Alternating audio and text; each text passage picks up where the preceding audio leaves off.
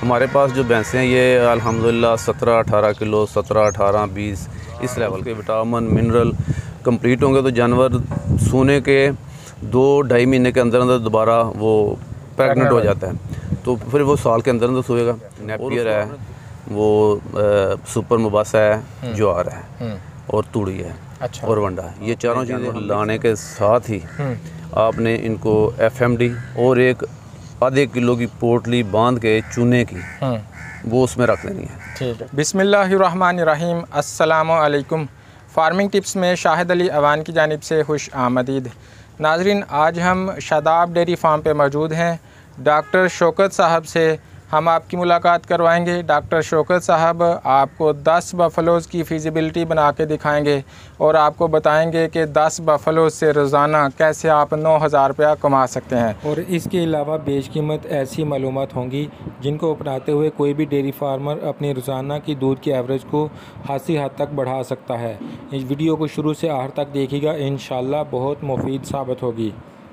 तो चलिए आइए आपकी मुलाकात डॉक्टर शौकत साहब से करवाते हैं। अस्सलाम वालेकुम। वालेकुम सलाम व रहमतुल्लाह। डॉक्टर साहब कैसे हैं? जी अल्हम्दुलिल्लाह, आप सुनाएं सर? अल्हम्दुलिल्लाह। डॉक्टर साहब, नाजरीन को अपने फार्म का और अपना तारुफ एक बार फिर करवा दीजिए। ये जी हमारा फार्म बडियाना, ज़िला सियालकोट, बडियाना मोतरा रोड, तहसील भी ये सियालकोट है और बडियाना से 1 किलोमीटर मोतरा की तरफ मेन रोड के करीब ही है। माशाल्लाह। डॉक्टर साहब, फार्मिंग से कितने अरसे से लिंक है आप? ये हमारा 4 साल से है, 4 साल से कर रहे हैं फार्मिंग। चौथा साल हो गया। चौथा साल। तो आज इस वीडियो के इस सेगमेंट में हम बात करेंगे बफलो फार्मिंग के हवाले से। जी जी। आपने बफलोज़ को सेल परचेज़ का सिलसिला भी शुरू किया हुआ है। जी जी, ये हमारा ये मकसद था कि हम अपने फार्मर को अच्छी नस्ल के जानवर मुहैया करें। माशाल्लाह। तो अच्छी नस्ल में आप किस किस किस्म के जानवर रखते हैं? ये हमारे पास 2 ही नस्लें होती हैं, नीली की और रावी की। अच्छा। दोनों अच्छी नस्लें हैं, अच्छा दूध देती हैं। रावी से नीली और ज़्यादा अच्छा दूध देती है। अच्छा। एक क्लास, 1 नंबर वही है। कहाँ से लेके आते हैं? ये हम इधर से उकाड़ा से, इधर लोकल भी मिल जाती हैं जो उधर से लेके आते हैं ना बंदे। अच्छा। इन मंडियों में उधर से ना ख़रीद के इधर ला के सेल करते हैं, इनसे भी ख़रीद लेते हैं। अच्छा जो जानवर नज़र आता है ना, वो देखने से ही नज़र आ जाता है कि ये जानवर अच्छा है, वो हम ख़रीद लेते हैं। डॉक्टर साहब, बहुत सारे हमारे मुल्क में व्यापारी या लोग ये नीली रावी की भैंसें सेल करते हैं। आप में क्या ख़ास बात है कि लोग आपसे खरीदारी करें? ये ख़ास बात ये है कि हमारा तजर्बा ऐसा हो गया है कि हम जो देख लेते हैं ना, देखने से नज़र आ जाता है कि ये ओरिजिनल है। लोग दिखा देते हैं कि ये नीली की है, लेकिन वो असल होती नहीं है, वो क्रॉस होती है। इसलिए वो इतनी प्रोडक्शन नहीं देती जितनी असल नीली की देती है। अच्छा जी। हमारे पास जो भैंसें हैं ये अल्हम्दुलिल्लाह 17-18 किलो, 17-18-20 इस लेवल की हैं दूध देने वाली। हाँ जी। अगर इस लेवल का दूध लें तो फिर फार्मर को फ़ायदा है। अगर दूध इससे कम वाली भैंस हो तो वो फ़ायदा नहीं होता इतना। ठीक है। डॉक्टर साहब, मैं चाहूँगा कि नए नाजरीन को, नए फार्मर्स को जो बफलो फार्मिंग में आना चाहते हैं, उनको 5 भैंसों की फिजिबिलिटी बना के दिखाएं कि भैंसें खरीदने में कितना खर्च होगा, उनको संभालने में कितना खर्च होगा, कितने मुलाजम चाहिए होंगे, जगह कैसी होगी और उनको बाद में बचेगा क्या। असल 5 भैंसें जो है ना, वो मिनिमम उनको 75 kg यानी 75 किलो मिनिमम, कम से कम 75 से 80 kg तक उनको दूध देना चाहिए। तो उनको बचत तो तकरीबन जो हमारे इधर है ना, उस हिसाब से तकरीबन 8 से 9 हज़ार का वो दूध है। अच्छा। तो उनको उनका 4,000 रुपये के करीब खर्चा आना चाहिए। अच्छा। डेली का मुलाजम समेत। एक मुलाजम 10 भैंसों के लिए काफ़ी होता है। ये तो 5 है ना। हाँ जी। 5 भैंसें तो फार्मर खुद इनको मैनेज कर सकता है। अच्छा। ठीक है। तो ये 50% से बचत जो है ना ऊपर आनी चाहिए। तो इनके लिए जो ज़मीन है ना, वो 10 भैंसों के लिए तकरीबन 1 एकड़ ही काफ़ी होती है। अच्छा। 2 एकड़ हो जाए तो बहुत अच्छी है। तो 1 एकड़ से भी काम चल जाता है। ठीक है जी। आपने 10 भैंसों की बात की तो हम 10 भैंसों के ऊपर ही आ जाते हैं कि 10 भैंसों को 150 किलो दूध देना चाहिए। अगर 5 को 75 देना चाहिए तो 10 को 150 देना। पहला सवाल यह है कि 10 भैंसें, एवरेज 10 भैंसें जो कि 150 किलो दूध रोज़ाना दे दें, कितने की मिल जाते हैं? ये 3 लाख के आगे पीछे आज के रेट से 3 लाख के आगे पीछे एक मिलती है। हाँ, एक जानवर जो होता है ना अच्छा, वो 3 लाख के आगे पीछे होना चाहिए। 2.25 का हो जाए, 3.25 का हो जाए और 3 का हो जाए। एवरेज वो 3 लाख के करीब उसकी होनी चाहिए। 30 लाख में वो भैंसें मिलेंगे? 30 लाख में। अब उनका शेड तैयार करने में कितना खर्चा आएगा 10 भैंसों के लिए? देखिए, जो फार्मर है उसके कुछ के तो अपने शेड तैयार किए हुए होते हैं। ठीक है। तो जो नया जिसने तैयार करना है उसको तो तकरीबन 10 मरले में 10 भैंसों के लिए तैयार कर ले तो वो काफ़ी होता है, उसका काम चल जाता है। ठीक है जी जी। तो आप फरमा रहे थे कि 5 भैंसों का दूध यहाँ पे 9,000 का होता है तकरीबन। तो 10 भैंसों का 18,000 का हो गया। 17 से 18,000 का। अगर 50% बचत आए जी जी तो 9,000 बचेगा। उनको 8 से 9,000 बचना चाहिए, बचता ही है। बचना चाहिए से क्या मुराद है? कुछ लोग नहीं बचा पाते। हाँ, वहाँ पे क्या खराबियाँ होती हैं? असल खराबियाँ ये होती हैं कि उनका मैनेज सिस्टम जो मैनेज करते हैं ना, या उनका मुलाजम अच्छे नहीं होते या उनको मैनेज करना नहीं आता। अच्छा। उनको चारा प्रॉपर नहीं दे सकते, जिस वजह से उनकी प्रोडक्शन कम हो जाती है। प्रोडक्शन कम नहीं होनी चाहिए। अच्छा। मसलन आज के दौर में आपने चलना है साइंसी अंदाज से, जदीद तरीके से। जदीद तरीका ये है कि उनको सब्ज़ चारा भी चाहिए, उनको साइलेज भी चाहिए, उनको रोड ग्रास भी चाहिए, यानी है भी चाहिए। अच्छा। अगर वो को बंदा मैनेज कर ले तो उसकी प्रोडक्शन कम होती नहीं है। दूसरा, अच्छा वंडा। ठीक है। जो अच्छा वंडा, मयारी वंडा जो लोग वो यूज़ करेंगे उनका दूध कम नहीं होगा। दूसरा फ़ायदा इसका ये है कि जो वंडा अच्छा यूज़ कर लेंगे, जो यूरिया के बगैर का हो, अच्छे इंग्रेडिएंट्स वाला हो, जिसमें मतवाजन हो, यानी हर चीज़ उसकी प्रॉपर हो। अच्छा। तो वो उसके जानवर भी 1 साल के अंदर अंदर दोबारा तैयार हो जाएंगे। ठीक है। दोबारा सो जाएंगे वो। डॉक्टर साहब, आपने यहाँ बड़ी अहम बात की है, मैनेज। तो साफ ज़ाहिर है जो नया बंदा होता है उसको सारी बातों का नहीं पता होता। तो कुछ चीज़ें तो आपने बता दी और ब्रीफली मैं चाहूँगा थोड़ा डिटेल में बता दें कि जिस बंदे ने भैंसें रखनी है वो जो आप कह रहे हैं कि उसके पास उसने रोड ग्रास का है इतने फ़ीसद डालना है, वंडा इतने किलो डालना है एक जानवर को, और इसी तरह ये जो नया चारा निकला है मोम्बासा और एक और आप नाम ले रहे थे नेपियर ग्रास या दीगर, उसको किस किस्म के ग्रास काश्त करने हैं और किस चारे की कितनी मिकदार होनी चाहिए एक जानवर के लिए, ताकि वो गलती ना खाए और नुकसान एक तो होता है ना नुकसान के बाद सीखना, तो नुकसान से पहले ही सीख जाए आपकी मदद से। असल में जो सवाल आपने किया है ना, इस तरह ये हमारा फार्मर मैनेज नहीं कर सकता। अच्छा। इसके पास जो भी चीज़ हो, मसलन उसके पास नेपियर ग्रास है, उसके पास ज्वार है, उसके पास बरसीम है। अच्छा। तो जितनी उसकी मकदार है ना, वो उसको उस रेशो से मिक्स करके दे देगा ना, उनका पेट भरना होता है। उनका पेट भर जाए, मसलन 1/3 कर ले, मसलन उसने 20 किलो चारा डालना है ना, तो उसमें वो 7-7 किलो 3 चीज़ें डाल दें। ठीक है। तो उसकी वो मकदार पूरी हो जाएगी। अच्छा। तो जो वंडा है ना, वो उसने दूध का 50% डालना है। जितना मसलन दूध है ना उसका 15 किलो दूध है। अच्छा। तो वो 6 से 7 किलो वंडा उसको डालेगा। अच्छा। तो फिर उसकी प्रोडक्शन एंड तक कम नहीं होगी। तो जानवर यानी अपने टाइम पे, यानी 1 साल के अंदर अंदर दोबारा वो डिलीवर कर देगा बच्चा।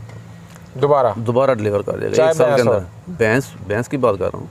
तो भैंस तो आमतौर पे बड़ी देर के बाद दोबारा नहीं, ये हमारे भैंसें हैं ना, ये 1 साल के अंदर अंदर सब तैयार हो गई हैं। अच्छा। इंशाल्लाह हम प्रैक्टिकल ये करके देख लिया हमने। क्या आपने गुर अप्लाई किए हुए हैं कि ये आपकी भैंस दूध भी देती है और साथ में 1 साल के अंदर दोबारा बच्चा भी देने के काबिल है? ये इसका सबसे मेन जो चीज़ है ना, वो मतवाजन चारा और मतवाजन वंडा है।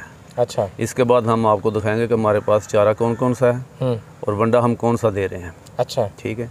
वंडा हम अपना खुद बना के दे रहे हैं। अच्छा। इनको तो वो मतवाजन है। मतवाजन वंडे से मुराद ये है कि जो बाहर से वंडे मिलते हैं ना, उनको वंडा खमीर करने वाला कोई मवाद उसमें नहीं डालते। चारा खमीर करने वाला, कि चारा खमीर हो जाए, वंडा खमीर हो जाए और वो प्रॉपर हज़म हो जाए 80%। जो हम हमारे फार्मर यूज़ करते हैं ना, वो जो चारा और वंडा यूज़ करते हैं ना, वो 30% हज़म होने के बाद बाकी वेस्ट हो जाता है। अच्छा। फिर वो पेट के लिए इतनी अच्छी चीज़ें नहीं डालते वंडे में कि जिससे उनकी प्रोटीन और उनका पूरी चीज़ें अज्जा पूरे अच्छे तरीके से हज़म हो जाए, मैदा उनका स्ट्रांग हो जाए। यीस्ट नहीं डालते। यीस्ट से उसका बैक्टीरिया पैदा और बैक्टीरिया जो खुराक को ना बहुत अच्छे तरीके से हज़म करता है। अच्छा। ठीक है। वो आम रूटीन में बैक्टीरिया मसलन 1 लाख हो तो यीस्ट दें तो वो 2 लाख 3 लाख हो जाएगा, यानी मिलियंस के हिसाब से होता है वो। ठीक है। इसलिए वो प्रॉपर वंडा अच्छी किस्म का यूज़ करेंगे तो जानवर फिट रहेगा, जानवर की सेहत अच्छी होगी, उसकी हर ग़िज़ा, उसके विटामिन मिनरल कंप्लीट होंगे, तो जानवर सोने के 2-2.5 महीने के अंदर अंदर दोबारा वो प्रेग्नेंट हो जाता है। तो फिर वो साल के अंदर अंदर सोएगा। और उसको आपने 2 महीने पहले अपनी मर्ज़ी से उसका दूध बंद करना है। अच्छा, उसको टाइम तो देना है ना, लेकिन वो आप कोशिश करके उसको खुश करेंगे, नहीं तो वो जानवर दूध देता ही जाएगा। अच्छा, सोने तक देता जाएगा, लेकिन आपने उसको 2 महीने पहले छोड़ना ज़रूर है। डॉक्टर साहब बड़ी काम की बातें बताई हैं। ज़रा मुहसरन अपने जानवरों की रूटीन बता दें कि आप क्या करते हैं सुबह से लेकर शाम तक, जानवरों की केयर कैसे करते हैं? सुबह इनको हम चारा और वंडा मिक्स करके चुवाई के टाइम, चारे में कौन सा चारा?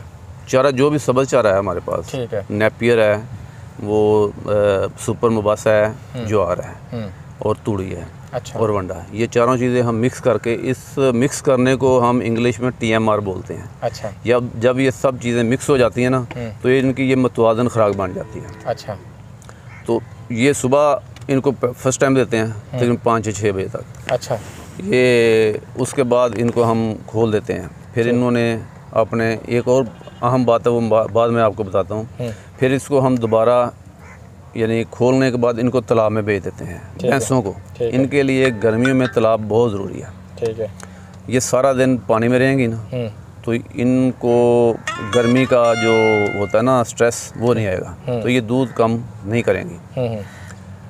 और उसके बाद दोबारा उनको हम निकालते हैं तकरीबन 3 बजे फार्म से बाहर और तालाब से। ठीक है, तो फिर इनको वो हम चारा डाल देते हैं। ठीक है, वही TMR बना के, ठीक है, वंडा जो भी चारा 2 या 3 किस्म का, वो मिक्स करके हम दे देते हैं। अच्छा, तो फिर बस एक दफ़ा सुबह देना है, एक दफ़ा शाम को देना है। अच्छा, तो ये इंशाल्लाह इससे प्रॉपर फिट लगते हैं। कुछ जानवर, कुछ लोग ऐसा करते हैं कि सारा दिन अपनी खुरलियों को भरा रखते हैं, ठीक है, कि सारा दिन जानवर वो चारा खाते रहें। जब वो सारा दिन चारा खाते रहेंगे तो उनको हज़म करने के लिए टाइम नहीं मिलेगा। ठीक है, तो इसलिए उनकी प्रोडक्शन भी उस लेवल की नहीं रहती। ठीक है, बहुत अच्छी बात आपने बता दी कि सारा दिन चारा भी नहीं डालना, वो भी एक स्कीम के तहत। डॉक्टर साहब कुछ लोगों के जानवर बीमार बड़े रहते हैं, बीमारियों से हिफाजत के लिए आप जानवरों को क्या आपने टिप्स अपनाई हुई हैं?